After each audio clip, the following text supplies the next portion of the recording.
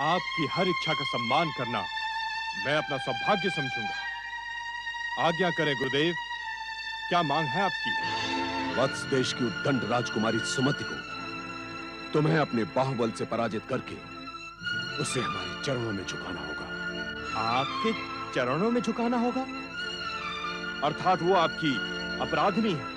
तुम बहुत बुद्धिमान हो वज्रसेन, तुम हमारे शिष्य बनने के सर्वथा योग्य हो। आपकी अपराधिनी को आपके चरणों में झुकाना अब एक शिष्य के नाते मेरा कर्तव्य है। अब हम तुम्हें विधिवत अपना शिष्य बनाएंगे। आओ।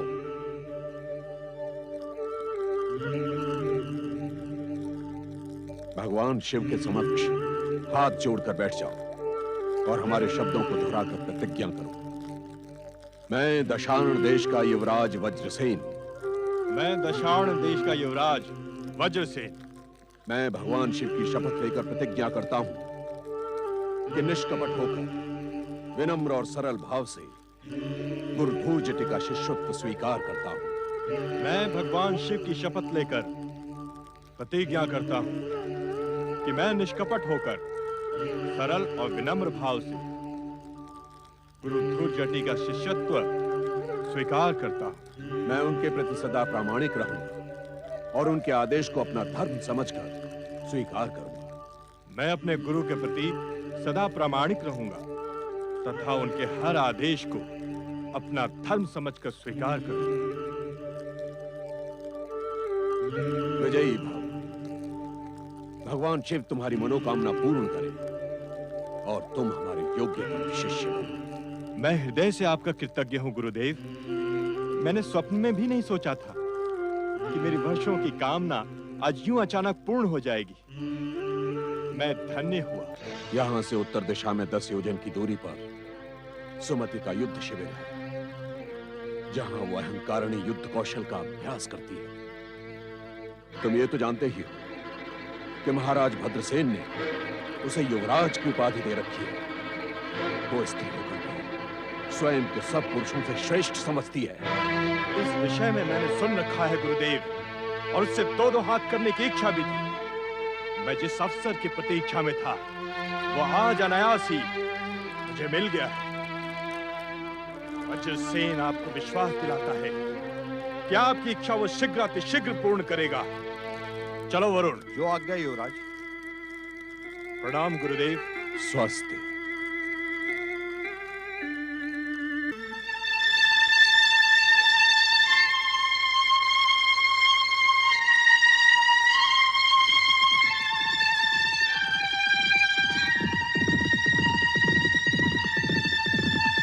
मुझे विश्वास है कि अब मेरा प्रतिशोध अवश्य पूर्ण होगा। ओम नमः शिवाय। ओम नमः शिवाय।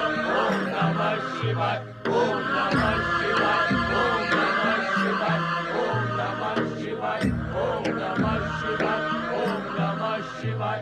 ओम नमः शिवाय। ओम नमः शिवाय। पति परमेश्वराय नमो नमः। आज पति परमेश्वर अत्यंत प्रसन्न दिखाई दे रहे हैं। कोई विशेष बात? देवी, आज समाधि से जागते ही तुम हमें प्रसन्न वदन दिखाई, अन्यथा सदा ही तुम हमारे सामने गंभीर और चिंतित दिखाई देती। मेरा सौभाग्य है कि आज आपकी कृपा दृष्टि मुझ पर पड़ी। प्रसन्नता के इस अवसर पर क्या मेरी इच्छा पूर्ण करेंगे स्वामी? अवश्य पूर्ण करेंगे, यदि हमें तुम्हारी इच्छा में हमारी इच्छा का प्रतिबिंब दिखाई देगा। आपकी इच्छा भला मैं कैसे जान पाऊंगी स्वामी? तो फिर हमसे क्यों आशा करती हो कि हम तुम्हारी इच्छा समझ जाएं? आप अंतर्यामी हैं, कण कण का हाल जानते हैं। मेरी छोटी सी इच्छा को जान लेना भला आपके लिए कौन सी बड़ी बात है? हम तुम्हारी इच्छा जान चुके हैं देवी। अब हमसे पूछो हमारी इच्छा क्या है? आप विनोद क्यों कर रहे हैं स्वामी? बताएं, मेरी इच्छा पूर्ण करेंगे या नहीं? क्या तुम्हें हम पर विश्वास ही नहीं है? संसार में जो आप पर विश्वास नहीं करता, वो अपने पर से भी विश्वास खो बैठता है स्वामी। फिर मैं तो आपके चरणों की दासी हूँ। तुम्हारी इच्छा ने हमारी इच्छा को भी नवजीवन दे दिया। अब हम दोनों की इच्छा एक हो चुकी है। अर्थात अब आप मेरे साथ गगन विहार करने के लिए स्वीकृति देते हैं? क्यों नहीं? माता, आप मुझसे कुछ कहना चाहती हैं? नहीं नहीं नंदी, मैं स्वामी से कुछ निवेदन करना चाहती हूँ। अब और क्या निवेदन करना शेष रह गया है देवी? स्वामी, जब जब हम कैलाश से प्रस्थान करते हैं, नंदी और शिवगण हमारे लौटने की चिंता में दुखी हो जाते हैं। हमें इन्हें बताकर जाना होगा कि हम कब तक लौट कर आएंगे। इनकी चिंता न करो देवी, ये हमारी चिंता करें, इससे पहले ही हम लौट आएंगे। प्रस्थान करते हैं। सेनापति वरुचि, सैनिक के मस्तक पर स्थित कद्दू को अपना लक्ष्य बनाकर बाण चलाओ। जो आज्ञा युवराज। वेद दो कद्दू को।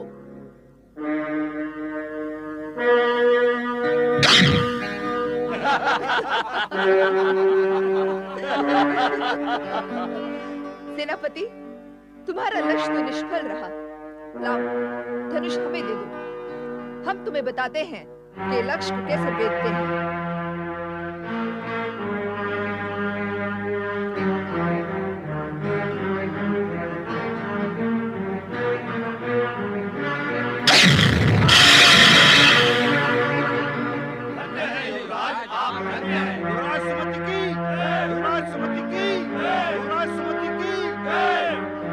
सैनिक, दो तलवारें प्रस्तुत करो। जो आज्ञा।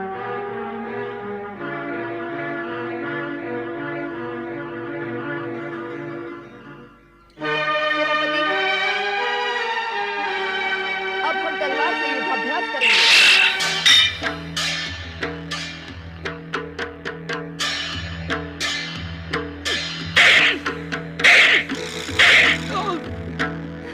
तुम हम पर डर डर कर प्रहार क्यों कर रहे हो?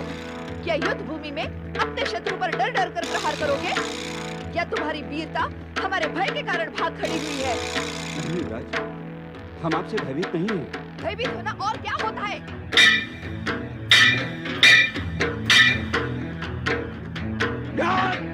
देख क्या रहे हो? प्रहार करो, समझ लो कि हम तुम्हारे शत्रु हैं।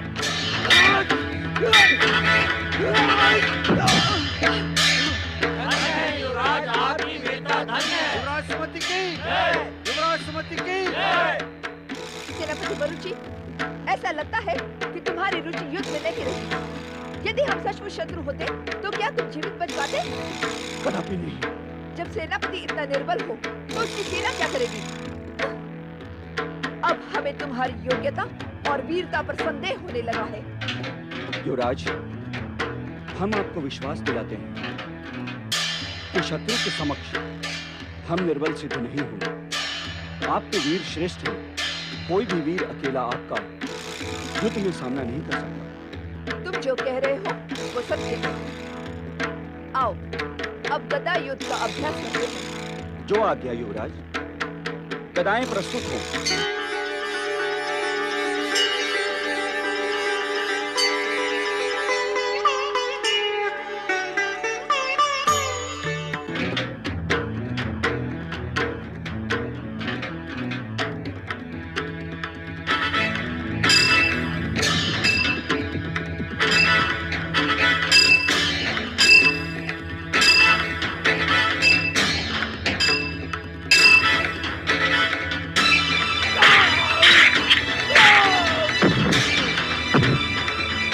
सेनापति, तुम दूसरी बार हमारे सामने शस्त्र विहीन हुए हो। ऐसे ही शत्रु से लड़ोगे तो क्या अपने प्राण बचा पाओगे? युवराज, आप सचमुच वीर श्रेष्ठ हैं। हम सब आपकी वीरता के सामने नतमस्तक हैं। अब हम समझ गए सेनापति वरुचि, हमारी वीरता से पुरुष जाति भय खाने लगी है। अब हम ऐसे पुरुष को देखने के लिए उत्सुक हैं जो हमसे दो दो हाथ कर सके। वत्स देश की युवराज सुमति, मुझे भी आपसे दो दो हाथ करने का अवसर दिया जाए। युवराज सुमति, कौन हो तुम? और तुमने हमारी अनुमति के बिना हमारे युद्ध शिविर में आने की धृष्टता कैसे की? एक वीर को एक वीरांगना के पास पहुंचने से कोई नहीं रोक सकता। तुम अपने आप को वीर समझते हो? तुम वीर हो या नहीं, इसका निर्णय तुम स्वयं नहीं कर सकते। यही जानने के लिए तो मैं आपसे शक्ति परीक्षण करने आया हूं। यदि आप मुझे वीर प्रमाणित कर देंगी तो मैं अपने आप को सौभाग्यशाली समझूंगी। युवराज सुमति के सम्मुख अपनी वीरता और युद्ध कौशल प्रमाणित करने के लिए आपको अपना परिचय देना होगा।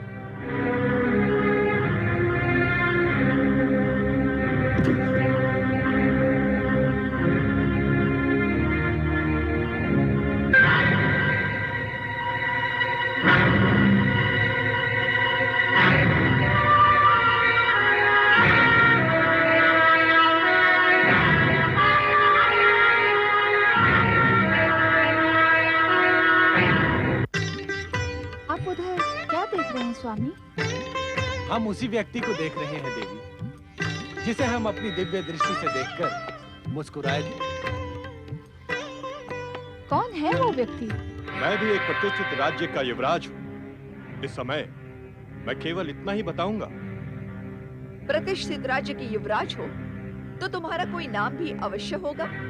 नाम भी बताऊंगा, परंतु शक्ति परीक्षण के पश्चात। हमें तुम्हारा शक्ति परीक्षण का प्रस्ताव स्वीकार है। मेरा एक और निश्चय भी सुन ले युवराज सुमति। ये हमारा राज्य है, हमारा युद्ध शिविर है। तुम्हें हमारा निश्चय स्वीकार करना होगा। मुझे आपका हर निश्चय स्वीकार है। मैंने देख लिया है कि आपको अपनी वीरता एवं युद्ध कौशल पर आवश्यकता से अधिक अहंकार है। इसलिए मेरा निश्चय हम दोनों के बीच होने वाले शक्ति परीक्षण के परिणाम पर निर्भर होगा। कैसा परिणाम? पहले आप अपना निश्चय बताएं।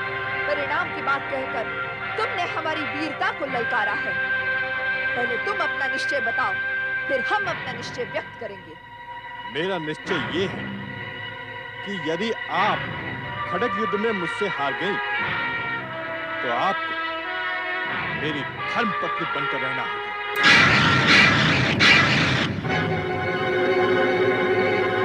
सदा सदा के लिए मेरी आज्ञा का पालन करना होगा।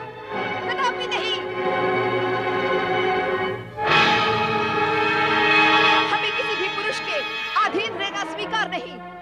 हमारे शिविर में आकर ऐसी धृष्टता करने वाला हमारे दंड का पात्र होता है। परंतु पहली बार के अपराधी को क्षमा करना हमारी परंपरा रही है। अब तुम जा सकते हो।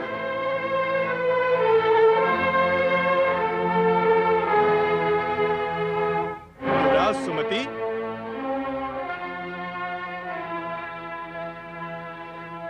क्या मैं ये समझ लूं कि युवराज सुमति की वीरता की डिंगें खोखली है? आप में किसी पुरुष वीर की ललकार स्वीकार करने का साहस नहीं है? सुंदरता को धारण करने वाली सुकुमारी राजकुमारी सुमति में किसी सच्चे वीर पुरुष से टकराने का साहस नहीं है? सावधान! हमारे वीर युवराज का अपमान करने वाले को हम जीवित नहीं छोड़ते। जो हम पर वार करता है उसे हम भी जीवित नहीं छोड़ते। यदि साहस है तो वार करो और परिणाम देखो।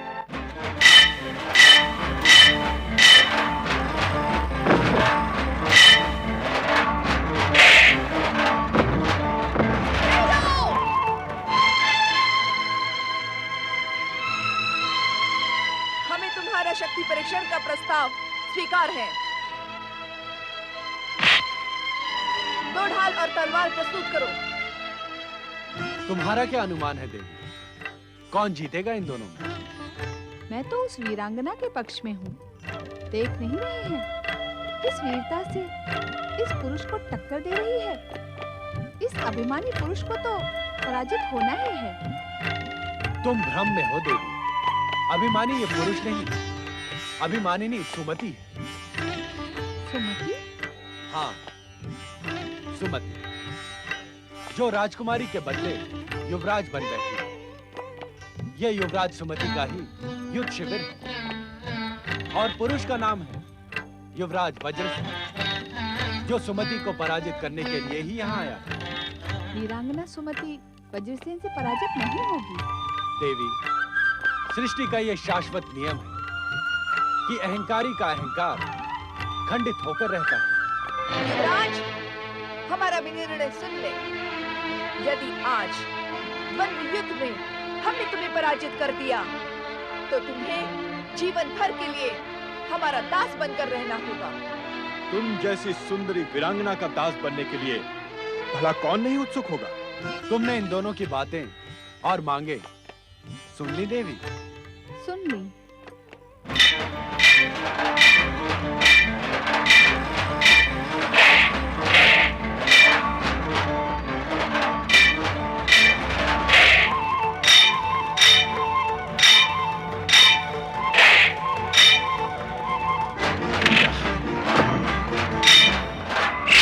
नहीं वरुण दत्त, नहीं, इसकी आवश्यकता नहीं है।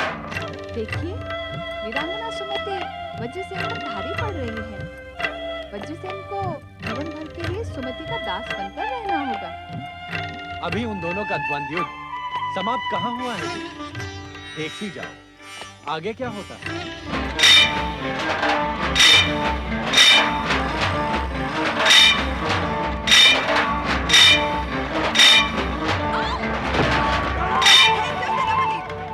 हमें तुम्हारी सहायता की आवश्यकता नहीं है।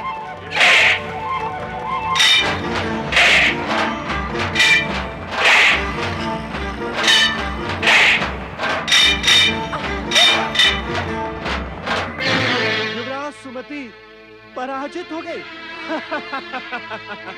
बहुत अच्छे, मान गया कि तुम वीरांगना हो, परंतु मेरे निश्चय के अनुसार तुम मेरी धर्मपत्नी बनने के लिए विवश हो।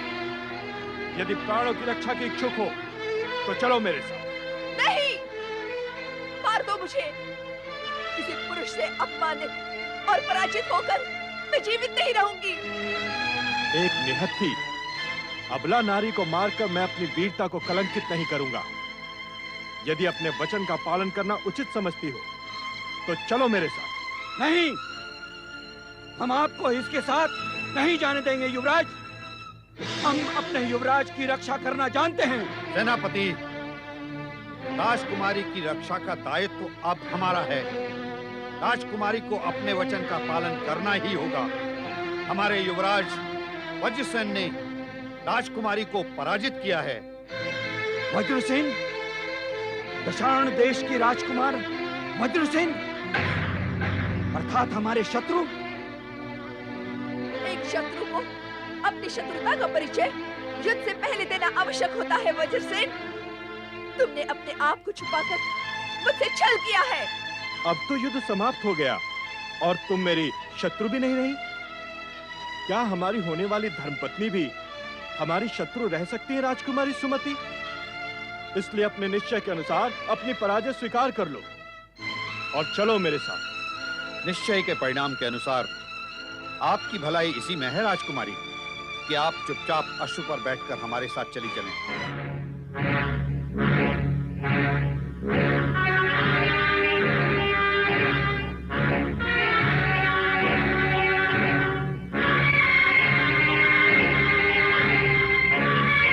मेरा निश्चय ये है कि यदि आप खड़ग युद्ध में मुझसे हार गई तो आपको मेरी धर्मपत्नी बनकर रहना होगा। मेरा निश्चय ये है कि यदि आप खड़ग युद्ध में मुझसे हार गई तो आपको मेरी धर्मपत्नी बनकर रहना होगा। हमें तुम्हारा शक्ति परीक्षण का प्रस्ताव स्वीकार है। मैं स्वयं अपने अश्व पर जाऊंगी। मेरा अश्व प्रस्तुत हो।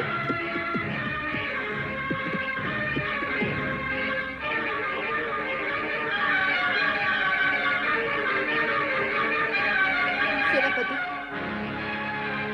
पिताश्री से कहिए मैं अपने सम्मान की रक्षा नहीं कर पाई।